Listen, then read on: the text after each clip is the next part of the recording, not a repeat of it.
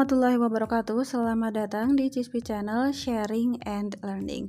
Oke, jadi kemarin memang banyak ya yang tanya tentang linearitas ijazah. Oke, kali ini akan kita bahas tentang itu. Sudah keluar ya surat edaran dari Kementerian Pendidikan dan Kebudayaan tertanggal 7 Mei 2021. Jadi isi dari surat edaran itu ya, di situ tertulisnya Kementerian Pendidikan dan Kebudayaan bla bla bla gitu ya kopnya, lalu surat edaran Direktur Jenderal Guru dan Tenaga Kependidikan Kementerian Pendidikan dan Kebudayaan nomor 1440-B.B1-GT.02.01-2021 tentang kualifikasi akademik dan sertifikat pendidik dalam pendaftaran pengadaan guru pegawai pemerintah dengan perjanjian kerja tahun 2021. Jadi di surat edaran ini khusus membahas atau isinya itu tentang linearitas ya, atau kualifikasi akademik dan sertifikat pendidik dalam rangka pengadaan P3K tahun 2021. Lanjut, di situ tertulis dalam rangka pendaftaran pengadaan guru pegawai pemerintah dengan perjanjian kerja atau PPPK tahun 2021, kami sampaikan hal-hal sebagai berikut. 1. Calon guru PPPK berasal dari A. Guru dalam jabatan ya, guru daljab, atau B. Lulusan pendidikan profesi guru yang belum menjadi guru. Jadi surat edaran ini khusus buat teman-teman yang sudah punya serdik ya, baik yang sudah honorer maupun yang belum. Yang kedua, calon guru P3K harus memiliki kualifikasi akademik sarjana S1 ya, atau diploma 4 dan atau sertifikat pendidik.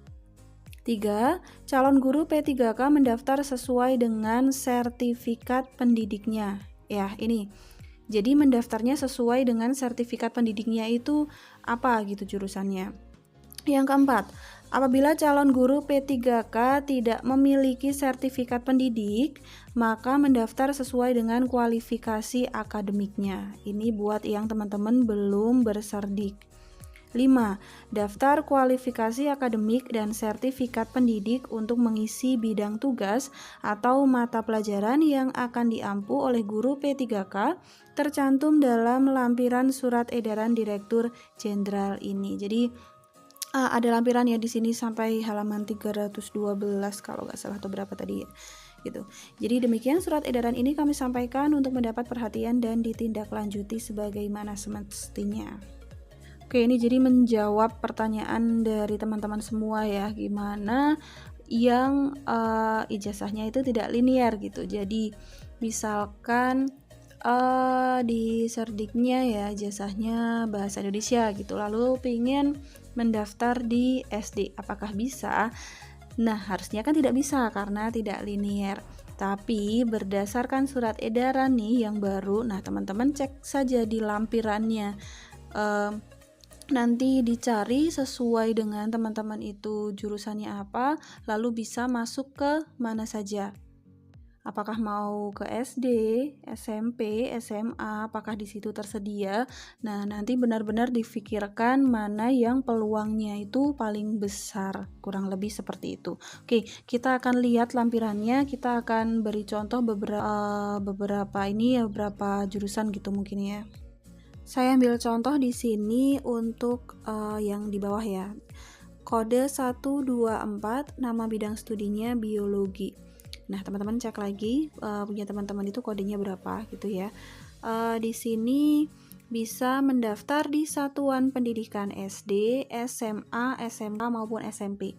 Ya, jika di SD itu nanti akan mengampu bidang studi atau mata pelajaran sebagai guru kelas. Lalu di SMA maupun SMK nanti mata pelajarannya biologi, dan di SMP itu bidang studi atau mata pelajarannya IPA. Nah, jadi sebelum keluarnya surat edaran ini, jika teman-teman yang punya sertifikasi itu lulusan atau jurusannya biologi, itu kan tidak linear jika mendaftar di satuan pendidikan SD gitu misalkan. Nah, sekarang itu sudah bisa teman-teman. Jadi tinggal nanti dilihat saja ya formasinya kira-kira itu peluangnya yang paling besar di mana. Kurang lebih begitu ya. Nah, dari pemerintah sendiri mungkin melihat bahwa masih banyak dari lulusan PPG baik Daljab maupun yang di luar itu ya, masih banyak yang tidak linear gitu. Jadi kualifikasi akademiknya tidak sesuai. Makanya dikeluarkan surat edaran ini untuk mempermudah syarat dari teman-teman semuanya. Itu untuk nama bidang studi sertifikasi biologi misalnya yang tadi kita bahas, ada 2 kode, ada 124 dan juga 190. Nah, sebenarnya di sebelah kiri lagi itu masih ada 1 kolom. Di kolom itu masuk misalkan itu biologinya ilmu terapan dan lain sebagainya gitu. Jadi buat teman-teman silahkan download saja surat edaran ini atau bisa cek di grup Telegram sudah ada dan juga di grup WA ya. Jadi buat teman-teman yang sudah punya sertifikat pendidik, dicek kodenya berapa, lalu teman-teman lihat di situ bisa masuk ke satuan pendidikan mana saja, misal. Jadi di situ untuk nama bidang studi sertifikasi yang tadi kita bahas ya, biologi, ada 2 kode, ada 124 dan juga 190. Nah, itu sebenarnya di sebelah kirinya lagi masih ada 1 kolom. Nah, kolom itu masuknya misalkan biologi itu ke ilmu terapan atau yang lainnya. Nah, buat teman-teman sekarang download saja surat edaran ini atau bisa cek di grup Telegram dan juga di grup WA ya sudah ada. Lalu cek teman-teman kode sertifikasinya itu berapa dan teman-teman lihat bisa masuk ke satuan pendidikan mana saja. Apakah bisa ke SD, SMP, SMA, SMK atau SDLB dan lain sebagainya. Itu sebagai strategi ya teman-teman. Jadi bisa dilihat kira-kira formasi yang peluangnya itu lebih besar yang mana gitu ya. Kita coba di sini contoh yang lain ya. Misalkan nama bidang studi sertifikasi bahasa Inggris untuk kode 157. Jadi bisa mendaftar di satuan pendidikan SMA, SMK dan juga SMP dengan bidang studi atau mata pelajaran bahasa Inggris dan sastra gitu. Jadi untuk bahasa Inggris tidak bisa mendaftarkan di SD ya karena memang di SD itu tidak semua ada muatan pelajaran bahasa Inggris. Bahasa Inggris itu masuk di beberapa SD untuk mulok gitu, muatan lokal. Lalu contoh lagi satu ya, misalkan nama bidang studi sertifikasi bahasa Indonesia dengan kode 156. Nah, teman-teman dengan sertifikat pendidiknya kode 156 bisa mendaftar pada satuan pendidikan SD, SMA, SMK maupun SMP. Nah, untuk SD sendiri nanti bidang studinya adalah guru kelas, lalu SMA, SMK maupun SMP bidang studi atau mapelnya bahasa Indonesia dan sastra. Jadi silahkan teman-teman sekarang juga bisa dicek untuk surat edaran ini, teman-teman bisa masuk ke satuan pendidikannya mana saja, lalu mulai atur strateginya, kira-kira formasi mana yang memang peluangnya itu lebih besar gitu. Dan jangan khawatir, ini resmi ya, resmi dari Kemdikbud.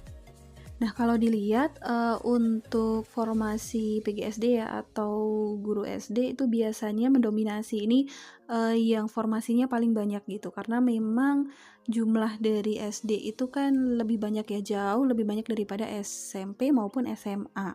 Nah, dan mungkin ini akan semakin banyak lagi yang memperebutkan di situ gitu karena dari teman-teman yang sudah punya sertifikat pendidik nih yang lulusan PPG bukan honorer mungkin yang juga tidak linear nih ya yang seharusnya tidak bisa masuk ke PGSD ke satuan pendidikan SD gitu tapi dengan adanya surat edaran ini jadi sebagian besar bisa ya.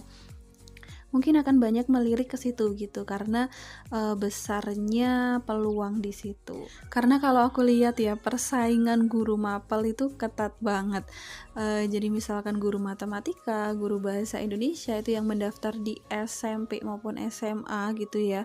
Kemarin aku lihat nilainya tinggi-tinggi dan itu banyak yang gak masuk. Jadi wow, benar-benar saingannya super duper gitu. Oke, we'll see ya. Jadi buat teman-teman ya tinggal persiapkan saja semuanya semaksimal mungkin. Jangan lupa berdoa dan ingat rezeki itu tak akan kemana. Kalau memang sudah rezekinya teman-teman ya insya Allah lah ya. Jadi ASN P3K tahun 2021. Amin. Amin ya rabbal alamin. Oke, thank you for watching ya. Terima kasih buat teman-teman yang sudah menyaksikan video ini. Semoga bermanfaat. Mohon maaf jika ada salah-salah kata. Sampai jumpa di video-video berikutnya. Wassalamualaikum warahmatullahi wabarakatuh.